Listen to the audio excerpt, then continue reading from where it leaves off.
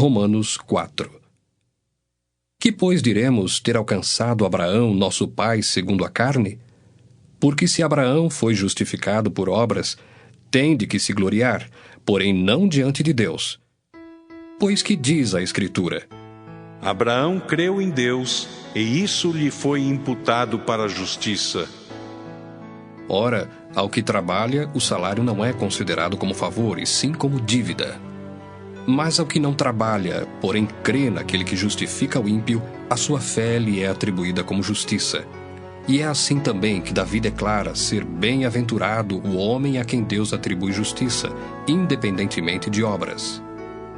Bem-aventurados aqueles cujas iniquidades são perdoadas e cujos pecados são cobertos.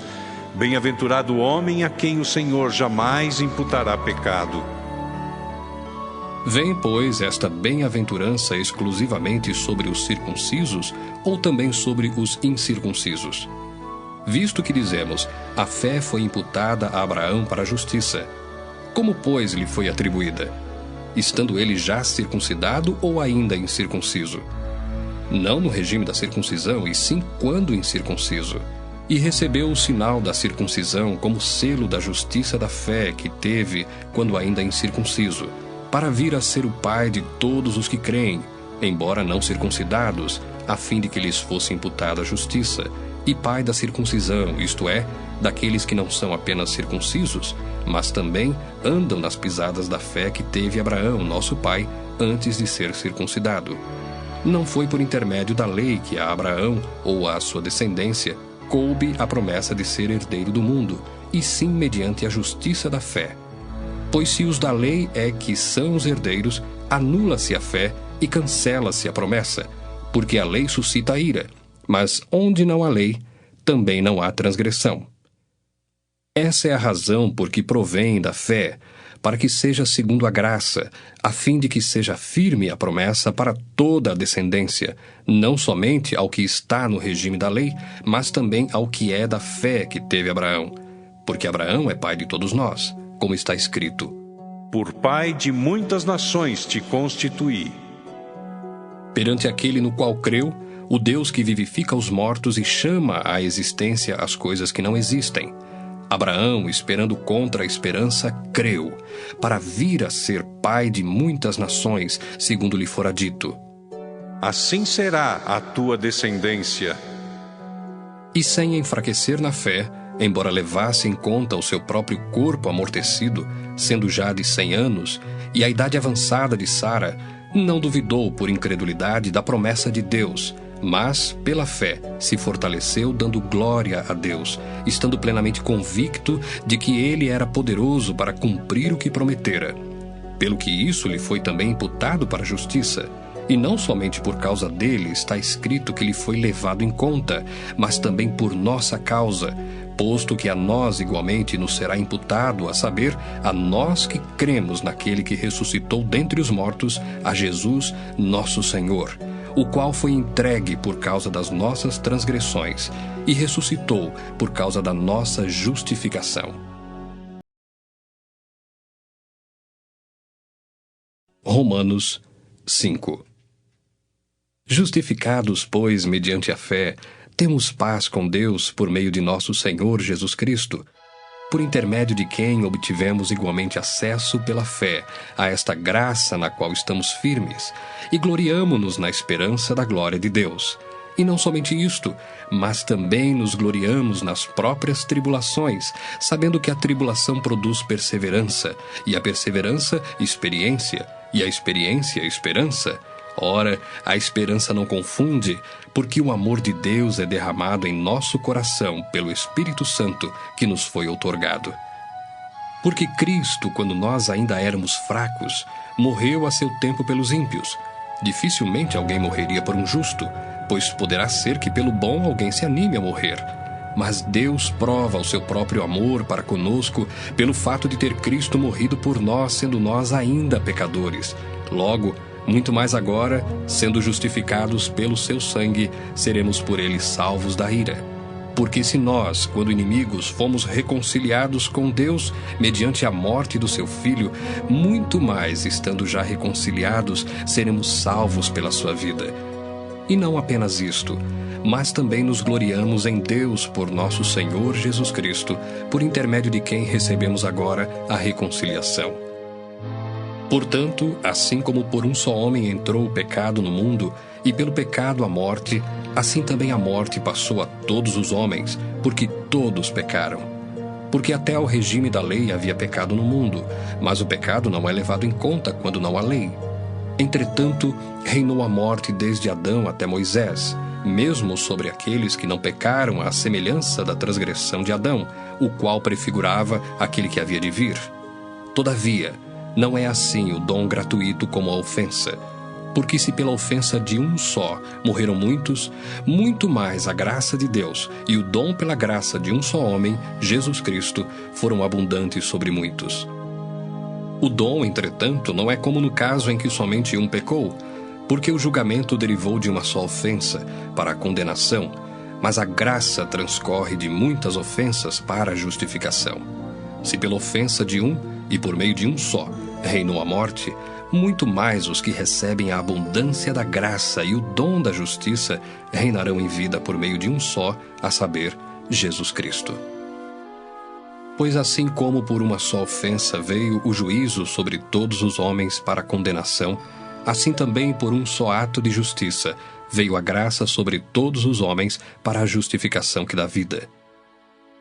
Porque como pela desobediência de um só homem, muitos se tornaram pecadores, assim também, por meio da obediência de um só, muitos se tornarão justos. Sobreveio a lei para que avultasse a ofensa, mas onde abundou o pecado, superabundou a graça, a fim de que, como o pecado reinou pela morte, assim também reinasse a graça pela justiça para a vida eterna, mediante Jesus Cristo, nosso Senhor.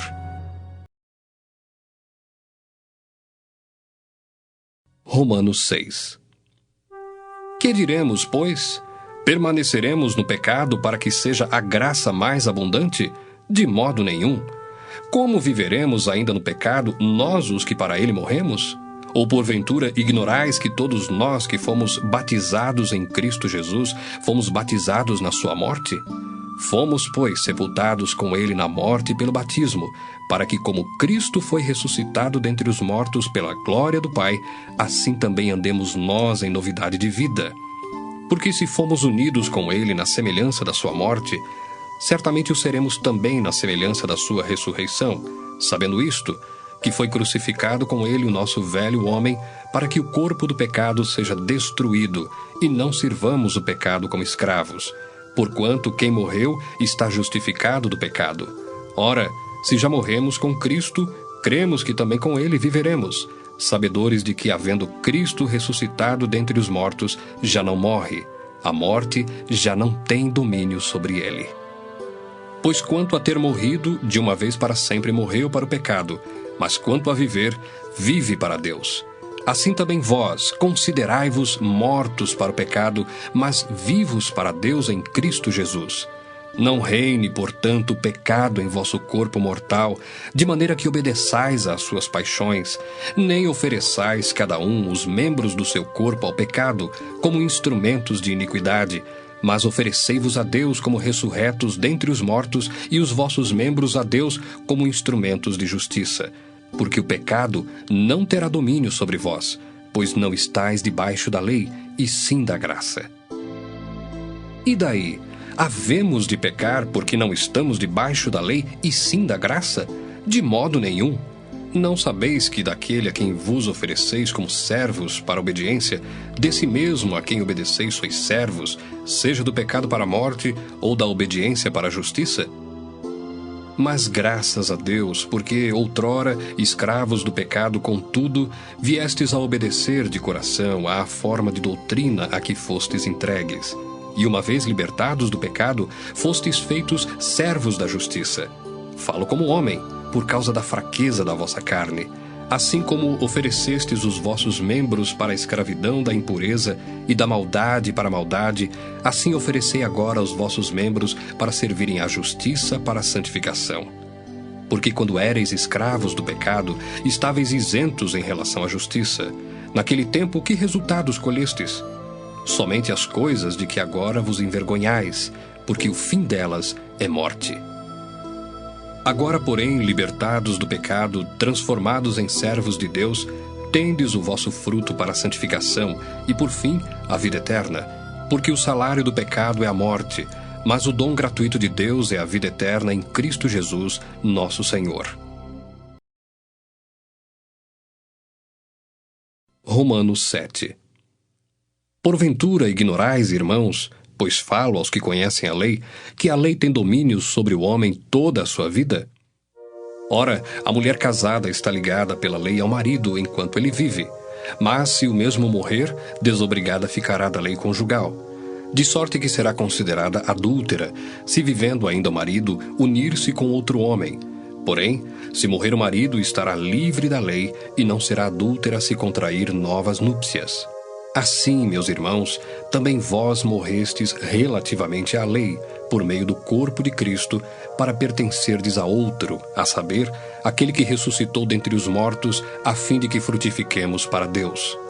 Porque quando vivíamos segundo a carne, as paixões pecaminosas postas em realce pela lei operavam em nossos membros, a fim de frutificarem para a morte.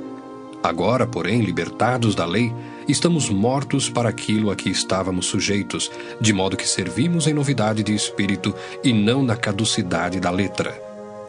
Que diremos, pois? É a lei pecado? De modo nenhum. Mas eu não teria conhecido o pecado, senão por intermédio da lei. Pois não teria eu conhecido a cobiça, se a lei não dissera, não cobiçarás. Mas o pecado, tomando ocasião pelo mandamento, despertou em mim toda sorte de concupiscência, porque sem lei está morto o pecado. Outrora, sem a lei, eu vivia, mas sobrevindo o preceito, reviveu o pecado e eu morri. E o mandamento que me fora para a vida, verifiquei que este mesmo se tornou para a morte, porque o pecado, prevalecendo-se do mandamento, pelo mesmo mandamento me enganou e me matou. Por conseguinte, a lei é santa, e o mandamento santo e justo e bom. Acaso o bom se me tornou em morte? De modo nenhum. Pelo contrário, o pecado, para revelar-se como pecado, por meio de uma coisa boa, causou-me a morte, a fim de que pelo mandamento se mostrasse sobremaneira maligno. Porque bem sabemos que a lei é espiritual. Eu, todavia, sou carnal, vendido à escravidão do pecado. Porque nem mesmo compreendo o meu próprio modo de agir, pois não faço o que prefiro, e sim o que detesto. Ora, se faço o que não quero, consinto com a lei, que é boa. Neste caso, quem faz isto já não sou eu, mas o pecado que habita em mim. Porque eu sei que em mim, isto é, na minha carne, não habita bem nenhum. Pois o querer o bem está em mim, não porém o efetuá-lo. Porque não faço o bem que prefiro, mas o mal que não quero, esse faço. Mas se eu faço o que não quero, já não sou eu quem o faz, e sim o pecado que habita em mim. Então, ao querer fazer o bem, encontro a lei de que o mal reside em mim, porque no tocante ao homem interior, tenho prazer na lei de Deus. Mas vejo nos meus membros outra lei que, guerreando contra a lei da minha mente, me faz prisioneiro da lei do pecado que está nos meus membros. Desventurado homem que sou, quem me livrará do corpo desta morte? Graças a Deus por Jesus Cristo, nosso Senhor. De maneira que eu, de mim mesmo, com a mente sou escravo da lei de Deus, mas segundo a carne, da lei do pecado.